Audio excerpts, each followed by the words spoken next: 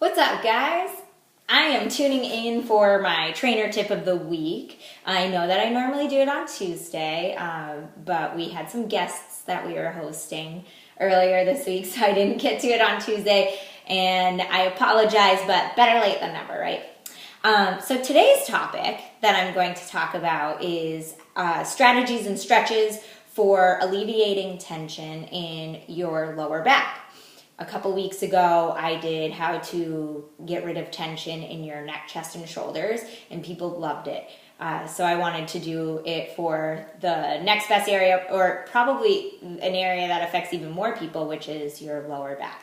So first off, some strategies for how to alleviate tension in your lower back in the long term. Okay, so if you come to me as a trainer and you say, let's work out together, my lower back is in really rough shape, let's be careful of it, I'm going to say, well, we'll work together after you go get checked out.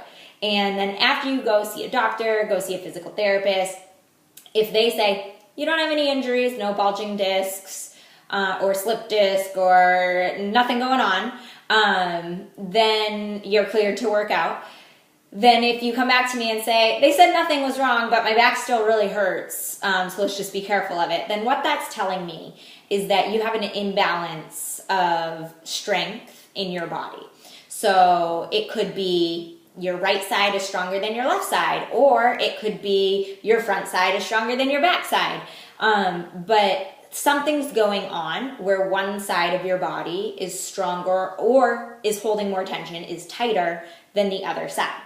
And pretty much that always comes from an imbalance of strength.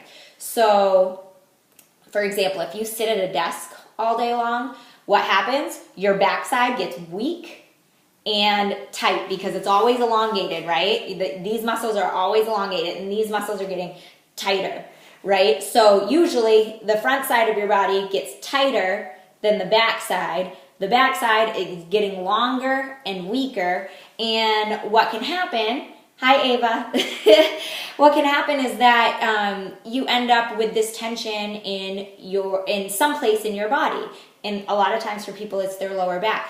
So think of your body like Newton's law, right? For every action there's an equal and opposite reaction, and if the tension in your body is not equal and opposite, then that imbalance of tension is going to create pain, right? So if your right side is tighter than your left side is not equal and opposite to your right side, you're going to feel tension.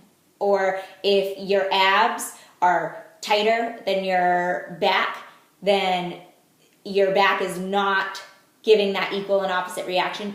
It's creating an imbalance of tension. You're going to feel pain from it. So for the long term, how do you get rid of lower back pain? You want to make sure that you're getting rid of those muscle imbalances. Now, as far as how to do that, it really depends on a case-by-case basis. So I would say reach out to a trainer that you trust, or message or email me, and we can work together to try to figure out the best strategy for balancing out the tension and the strength in your body to help get rid of that pain. Now, some stretches for the short term, if you're like, okay, that's fine, and like I'm willing to invest in feeling better and creating a balance of strength down the road, but my back really hurts now and I want some relief now, then I would say do these stretches.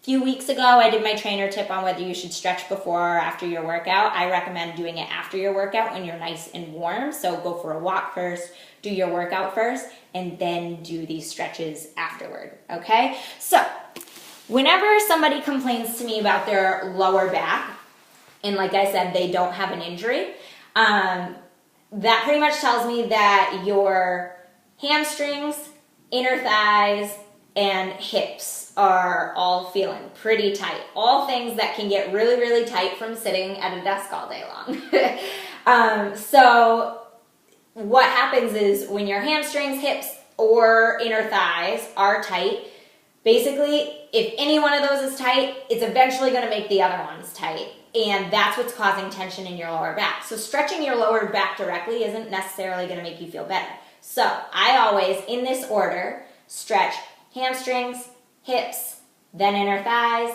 then I do some spinal twists to open up the back, okay? How do you stretch your hamstrings? You can sit on the floor, sit up nice and tall, reach toward your toes. You probably know that you can do this standing as well. That's a good hamstring stretch. For your hips, you can sit up like this, cross your ankle over your opposite knee, and press your knee forward. Now, see how I'm sitting up nice and tall? If you're leaning back, just kind of chilling, you're not really gonna feel anything. So you wanna make sure that you're sitting up nice and tall. Also, especially if you have bad knees, make sure that you're flexing this foot. Pull your toe back toward your shin so that your knee isn't getting any tension in there that could end up injuring it, okay? So stretch your hamstrings first, then stretch your hips with that figure 4 stretch. Then we gotta stretch your inner thigh. My favorite inner thigh stretch is a deep lateral lunge. So I bend this knee to a 90-degree angle, I lift this toe here, and I'm reaching down toward the floor. The key to this is to reach your booty back. Don't let your knee go forward and let this heel lift. Booty back, toe up, feel the stretch here, okay? So that's my favorite stretch for the inner thigh. And then last but not least, we get to stretch out the back with a good old spinal twist. You cross your ankle over your knee, hook your elbow on the other knee, and then twist, looking back behind you. Again, sitting up nice and tall, not leaning back, okay? And what I do is with every breath I take, every time I exhale, I try to twist a little further. And those are the 4 stretches that I do in that order in order to relieve lower back tension. And really, you can switch up the stretches as long as you do hamstrings, hips, inner thighs, then back in that order. You should feel pretty good after. Like I said, it won't necessarily last forever. Stretches are more of a short-term thing. For the long term, you definitely want to look at strengthening up your weak muscles. That is what's going to really help take care of the problem. And that is it for my trainer tip of the week. Let me know if you have any questions about anything that I just said. You can shoot me a message, comment below, email me, and let me know what kind of questions you'd like me to answer in the future as well. Thanks for tuning in, guys, and have a Merry Christmas, Happy Holidays. I hope you enjoy yourselves. Peace out.